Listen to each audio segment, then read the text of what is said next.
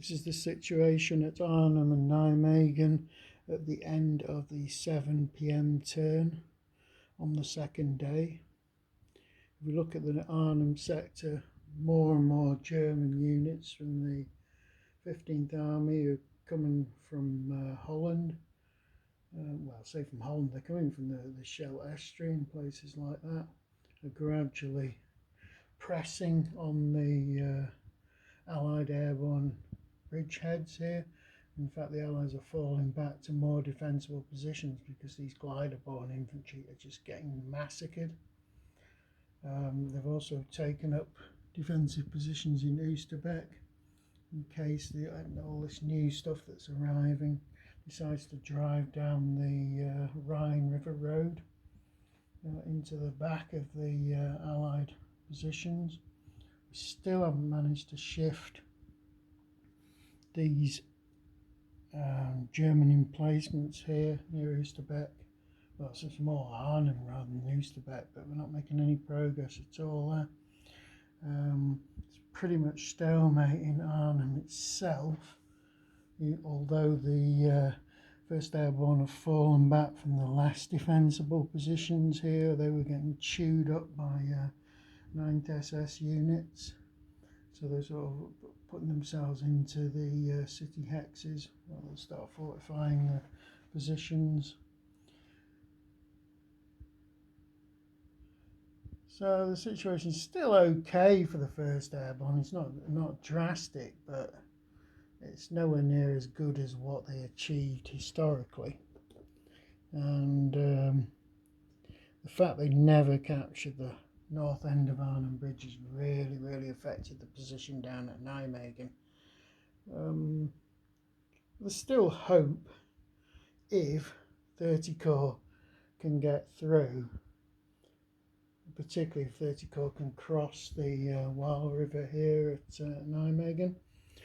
So if we look at the Nijmegen situation, German 10th SS artillery has arrived in massive strength here, and that's going to start causing problems soon. We've got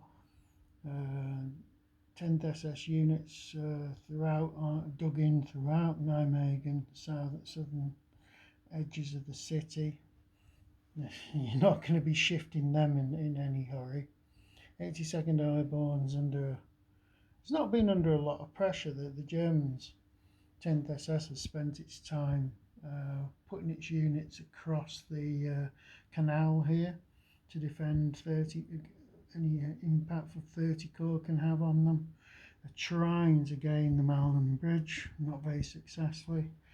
They've also, units are trying to recover the Moot Bridge, totally unsuccessful as well.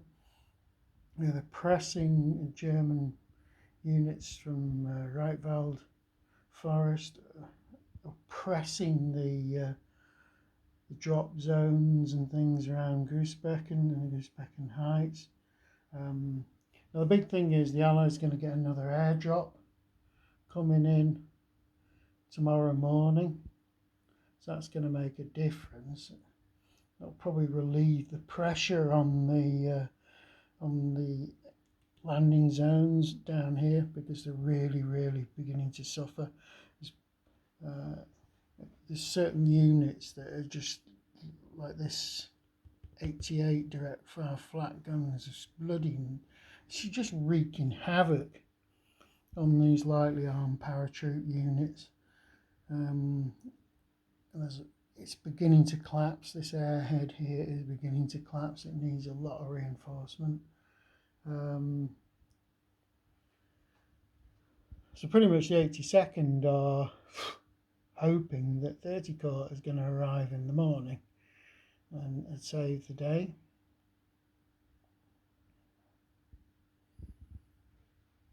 All in all, I'd say the situation is, for the Allies, is bad, very bad. It doesn't look like they're going to be able to win this battle. They might be able to, but the big problem is once units get dug in sort of city terrain and stuff like that, or even urban hexes, they're really difficult to displace. And certainly these airborne units are just not capable of doing the job. They can't force really solid defensive positions. They haven't got the equipment to do it. So now we're approaching night on the second day, and as I said, it's not looking good for the Allies at all.